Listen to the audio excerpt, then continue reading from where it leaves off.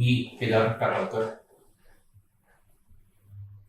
10वीच्या state बोर्डच्या मुलांसाठी mathematics म्हणजे मॅथ्स 1-2 या विषयाचा पेपर सोडवताना काय काळजी घ्यायची हे मी तुम्हाला या व्हिडिओमध्ये सांगणार आहे.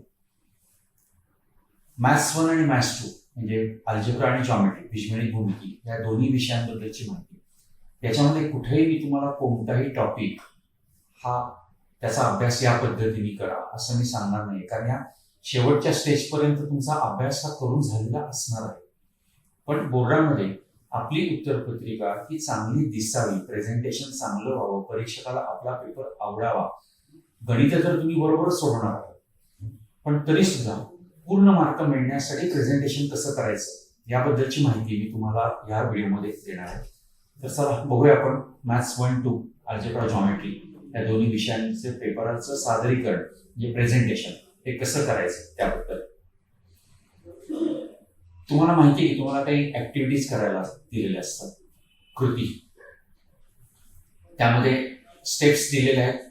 फक्त बॉक्स आहेत, त्या बॉक्समध्ये तुम्हाला आपण जसं फिल इन द ब्लँक गाळे लागा भरतो तशा त्या गाळे लागा पण त्या बॉक्समध्ये भरायच्या. तुम्ही सगळी सम कॉपी करणार आहात, म्हणजे जे सोल्युशन दिले ते सगळं सोल्युशन आणि ते बॉक्स आहेत ना, ते बॉक्स तुम्ही फिलअप करणार. त्याच्यामध्ये तुम्हाला यात नवीन यात काही नाहीये, पण नेहमी असं ऑब्झर्वेशन होतं आहे की तुमच्या ऍक्च्युअल क्वेश्चन पेपरमध्ये काही वेळा बॉक्स छोटा दिलेला असतो. म्हणजे मुलांना वाटतं मग मला जर का सपोज आता मी तुम्हाला जी स्लाइड दाखवते त्या स्लाइडमध्ये पहिला बॉक्स बदलाय तर 10y+x आहे, पण मग एवढ्याशा छोट्या बॉक्समध्ये 10y+x कसं भरणार, कसं बसणार? तुम्ही बॉक्स मोठा करा ना, तुम्ही सॉल्व्ह करताना तुम्ही तुमचा बॉक्स मोठा करा. ऍक्च्युअल क्वेश्चन पेपरमध्ये तो बॉक्स छोटा दिलाय म्हणून तुम्ही त्याच साईजचा करायला पाहिजे असं काही नाही. तो बॉक्स तुम्हाला जे 10y+x म्हणजे आधी 10y+x लिहा व्यवस्थित आणि मग त्याच्या साईडनी बॉक्स करा. जे तिथं बॉक्स लहान आहे म्हणून आम्ही कसं भागवायचं असा विचार मनामध्ये येऊ देऊ नका. मॅथ्समध्ये आपल्याला ग्राफ्स आणि डायग्राम्स, जॉमेट्रीमध्ये एस्पेशली डायग्राम्स हे आपल्याला काढायला लागतात. आता अल्जेब्रा मधला स्टॅटिस्टिक्स हा चॅप्टर नाहीये, त्यामुळे ग्राफ्सचा फारसा प्रश्न येणार नाही, परंतु डायग्राम्सची प्रॅक्टिस आहे. पण ग्राफ सायमल्टेनियस इक्वेशन, एक सामायिक समीकरणामध्ये ग्राफ्स आहेत. सायमल्टेनियस इक्वेशन्स मधले ग्राफ्स किंवा जॉमेट्री मधले डायग्राम्स हे काढायची प्रॅक्टिस ही तुम्ही घरी करा. कारण खूप वेळा काय होतं की आपण ती प्रॅक्टिस फक्त केली नाही ना, म्हणून आपले आयटीआयला परीक्षेमध्ये आपल्याला चांगले ग्राफ्स काढता येत नाही आणि सगळं बरोबर असून पण मार्क हे आपले जातात. म्हणजे मी नेहमी म्हणतो की ठीक आहे, म्हणजे तुम्ही टीव्ही बघता बघता जरी ग्राफ काढला तरी मला चालणार, पण त्याची प्रॅक्टिस व्हायला पाहिजे आहे आणि ती प्रॅक्टिस तुम्ही घरी करा. तर फॉर एक्झाम्पल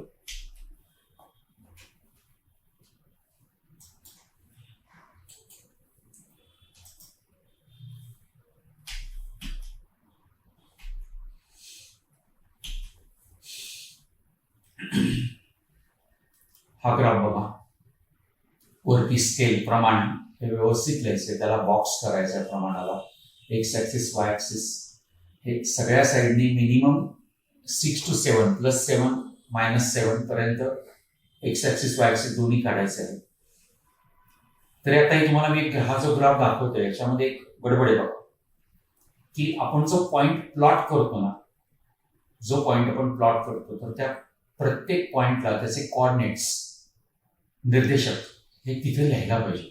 ते इथे लिहिले गेलेले नाहीये, म्हणजे मुद्दाम केलेली मिस्टेक आहे की याला पण मिस्टेक म्हणतात. ही पण गोष्ट परीक्षकाकडनं बघितली जाते. त्यामुळे तुम्ही प्रॅक्टिस करताना निर्देशक, कोऑर्डिनेट्स व्यवस्थित लिहून प्रॅक्टिस करायची आहे.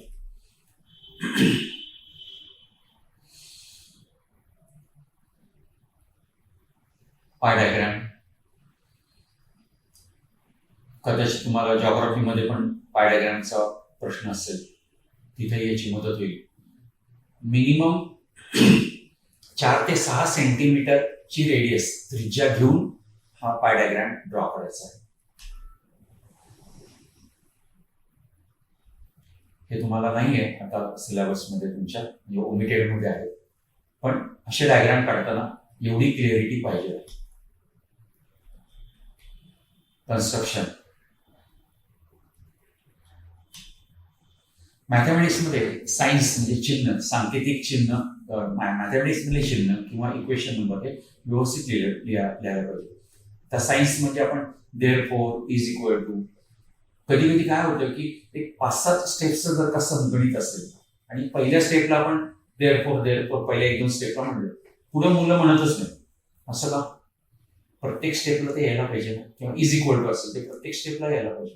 किंवा इक्वेशन नंबर म्हणजे छान अशी इक्वेशन नंबर असं सोडवलेलं आहे, असं सोडवलं आणि मग इक्वेशन नंबर शेवटी 1 दिला, इकडे सोडवलं इक्वेशन नंबर इकडे 2 दिला, असा तो एकाखाली एक इक्वेशन नंबर येत नाही, असे परीक्षकाला छान दिसले पाहिजे. प्रत्येक 2 स्टेपच्या मध्ये 1 लाईन गॅप ही सोडायची. ते काम तुम्हाला सोडवलेले पेपर दाखवणार आहेत काही आन्सरशीट, त्याच्यावर तुम्हाला कळेल की त्यामुळे काय फरक पडतो. आज घरी गेल्यानंतर मी तुम्हाला एक होमवर्क देतो, ते करून बघा. कोणती 5 गणितं घ्या, अल्जेब्राची घ्या, फक्त अगदी 1 मार्कवाली नको, जरा 3-4 मार्कवाली, म्हणजे ज्याच्यामध्ये 10-12 स्टेप्स असतील अशी गणितं तुम्ही घ्या. आणि जी येत आहेत ती घ्या बरं का. म्हणजे तुम्हाला अल्जेब्रा येते की नाही किंवा ते गणित सोडवता येते की नाही हे मला नाही बघायचं, मला वेगळं बघायचं. त्याच्यामध्ये तुम्ही 5 गणितं घ्या, ती 5 गणितं सोडवा, पण सोडवताना फक्त माझा एक नियम पाळायचा. तो नियम कोणता? तर प्रत्येक 2 स्टेपच्या मध्ये 1 लाईन गॅप सोडायची. म्हणजे पहिल्या लाईनवरती मी लिहिलं, गॅप सोडली, मग 3ऱ्या लाईनवरती लिहिलं, परत गॅप सोडली, मग 5व्या लाईनवरती लिहिलं. म्हणजे प्रत्येक 2 स्टेपच्या मध्ये 1 लाईनची गॅप ही सोडायची. ऐकायला खूप सोपं वाटतं, पण मी तुमच्या सगळ्यांशी भेट लावतो. तुम्हाला 5 सम सॉल्व्ह करताना पहिल्या 1-2 समला तुम्ही व्यवस्थित गॅप ठेवा, पण नंतर 3ऱ्या सम पासून काय होतं माहितीये का, आपण मॅथमॅटिक्स सॉल्व्ह करण्याच्या मूडमध्ये आहोत. नीट आहे का मी काय म्हणतो? आपण मॅथमॅटिक्स सॉल्व्ह करण्याच्या मूडमध्ये आहोत आणि मॅथमॅटिक्सच्या मूडमध्ये गेलो ना की मग कोणी सांगितलं आपल्याला, कोण केदार टाकळकर, कधी भेटले नाहीत, आम्हाला माहिती नाही, आम्ही ओळखत पण नाही त्यांना, त्यांनी काय सांगितलं आम्हाला आठवत नाही. म्हणजे हे तुम्ही सगळं का विसरलं? कारण तुम्ही मॅथमॅटिक्सच्या मूडमध्ये गेला म्हणून तुम्ही विसरला ना. म्हणून तुम्हाला सांगतो की तुम्ही घरी गेल्यानंतरच 5 सम्स करून बघा. म्हणजे तुम्ही 3ऱ्या-4थ्या सम पासून तुमचे 1 लाईन गॅप भानगड तुम्ही विसरून जाल आणि मग तुम्हाला कळेल की आपल्याला केदार टाकळकर सरांनी सांगितलं होतं की ते ज्या ज्या काही इन्स्ट्रक्शन देणार आहेत त्या इन्स्ट्रक्शनची प्रॅक्टिस ही अगदी आजपासून म्हटलं तरी करायला सुरुवात करायची. डायरेक्ट परीक्षेमध्ये करू, ते therefore is equal to sign द्यायचं ना, देऊ ना परीक्षेमध्ये, देऊ 1 लाईन गॅप सोडायची ना, करू ना परीक्षेमध्ये करू. सोपं नाहीये, ऐकायला सोपं आहे, करायला अवघड आहे. म्हणजे प्रत्येक गोष्ट ही तुमच्या सवयीमध्ये कन्वर्ट होण्यासाठी, हॅबिटमध्ये कन्वर्ट होण्यासाठी तुम्ही त्याची प्रॅक्टिस करायला पाहिजे. आणि ह्यासाठी तुम्ही ती 5 गणितं सोडवून बघा, तुमची 1 लाईन गॅप सुटणार नाही आणि मग तुम्हाला कळेल की येस, प्रॅक्टिस करायला पाहिजे. आणि मग तुम्ही ती प्रॅक्टिस कराल आणि परीक्षेमध्ये मग नॅचरल तुमच्याकडनं ती 1 लाईन गॅप येणार, ती सुटेल. फायनल आन्सर जे असतं अल्जेब्रा जॉमेट्री कशा बनलं, फायनल आन्सर हे बॉक्समध्ये यायला पाहिजे आणि तो बॉक्स पण असा सेंटरला करायचा, म्हणजे त्या पेजच्या सेंटरला, त्या लाईनच्या सेंटरला. वर्ड प्रॉब्लेम, शाब्दिक उदाहरणं जे असतात त्याच्या आन्सर्स ही नेहमी स्टेटमेंटमध्येच यायला पाहिजे. म्हणजे समजा father's age X years, son's age Y years असं आपण अज्युम केलं. मग फायनल आन्सर लिहिताना X इज इक्वल टू 50 आणि Y इज इक्वल टू 20 असा आन्सर नाही लिहिणार. Therefore father's age is 50 years and son's age is 20 years. Years हा शब्द पण त्याला युनिट, एकक हा पण त्याला लावायचा आहे, हे विसरू नका. आता हे सोडवलेलं काही दाखवतंय बघा. याच्यामध्ये फायनल आन्सर जे आहे ते सेंटरला बॉक्स करून लिहिलेलं आहे. 1 लाईन गॅप सोडल्यामुळं कसं सुटसुटीत आणि छान दिसतंय. म्हणजे हा जो कोणी स्टुडंट आहे ज्याच्याकडनं मी लिहून घेतलंय त्याचं हँडरायटिंग, अक्षर म्हणून म्हटलं तर खूप छान आहे अशातला भाग नाही, पण ज्या पद्धतीने लिहिले ना त्याच्यावरून ते तुम्हाला कळेल की व्यवस्थित जे दिसायला किती चांगलं दिसतंय. म्हणजे हा जो फील आहे ना, हा फील एक्झामिनरला आपला पेपर बघून यायला पाहिजे.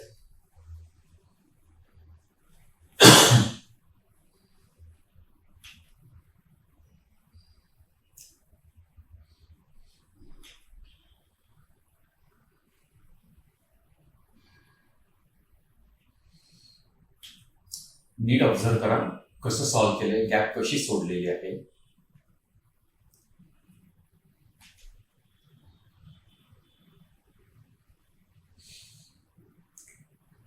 आता इथे फक्त मी एक सजेशन मग अशी तुम्हाला केली होती का, की इक्वेशन नंबर आहेत ना त्या पेजच्या राईट साइड कॉर्नरला लिहायचे. आता इथं इक्वेशन नंबर x + y = 25 त्या इक्वेशनला अंडरलाईन केली, त्याला तुम्ही अंडरलाईनच्या जी बॉक्स करू शकता, किंवा काहीच केलं नाही केलं तरी त्याचा तो 3 जो इक्वेशन नंबर आहे ना तो त्या राईट साइडच्या एकदम लाईनला हे करून चिटून मग लिहायचा. जॉमेट्री मधल्या ज्या सम्स या थेरम्स वरती बेस्ड असतात त्या सम्स नेहमी 2 कॉलम्समध्ये 2 कॉलम्समध्ये सॉल्व्ह करायचे, आणि ते कॉलम गिव्ह स्टेटमेंट आणि रिझन्स असे 2 कॉलम्स हे करायचे आहेत. बघा आता ही सम सॉल्व्ह केलेली, त्याला 2 कॉलम्स केलेले आहेत. त्या कॉलमला वरती नावं मात्र द्या बघा, स्टेटमेंट आणि रिझन म्हणजे विधाने आणि कारणे अशी नावं स्पेसिफिकली दिली तरी जास्त चांगलं.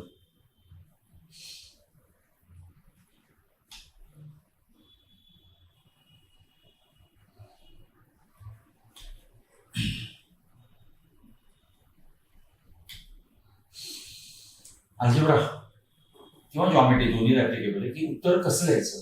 सोपं जर सांगायचं असेल ना तर प्रत्येक टाईपचा क्वेश्चन त्याचं एक एक सम ही आपल्या टेक्स्टबुक मध्ये सॉल्व्ह करून दिली. मग टेक्स्टबुक मध्ये आन्सर ज्या पद्धतीने लिहिले ना त्याच पद्धतीने तुम्ही लिहिणं हे एक्सपेक्ट आहे. तर फॉर एक्झाम्पल सायमल्टेनियस इक्वेशन मध्ये x व्हॅल्यू 5 y = 3 हे तुम्ही जर का कर्ली ब्रॅकेट्स म्हणजे महिरपी कंसामध्ये परत स्मॉल त्याच्यामध्ये कंस करून ब्रॅकेट करून जर का तुम्ही लिहिलं 5,3 तर नाही चालणार, कारण टेक्स्ट मध्ये असंच दिलेलं आहे की x = 5 and y = 3 is the solution of given simultaneous equation. अशाच पद्धतीने उत्तर तुम्ही लिहिणं हे एक्सपेक्ट आहे. अल्जेब्रा मधले आता त्यातलं फक्त प्रॉबेबिलिटी संभाव्यता हा चॅप्टर आहे, कारण फायनान्शियल प्लॅनिंग आणि स्टॅटिस्टिक्स नाहीये. पण ठीक आहे, हा नियम या तिन्ही चॅप्टरला ऍप्लिकेबल आहे, की या तिन्ही चॅप्टर मधलं म्हणजे आता तुम्ही प्रॉबेबिलिटी संभाव्यता फक्त लक्षात घ्या, त्या चॅप्टर मधलं कोणतीही सम असेल कोणतंही गणित असेल ना तर त्याचं उत्तर हे स्टेटमेंट मध्येच यायला पाहिजे.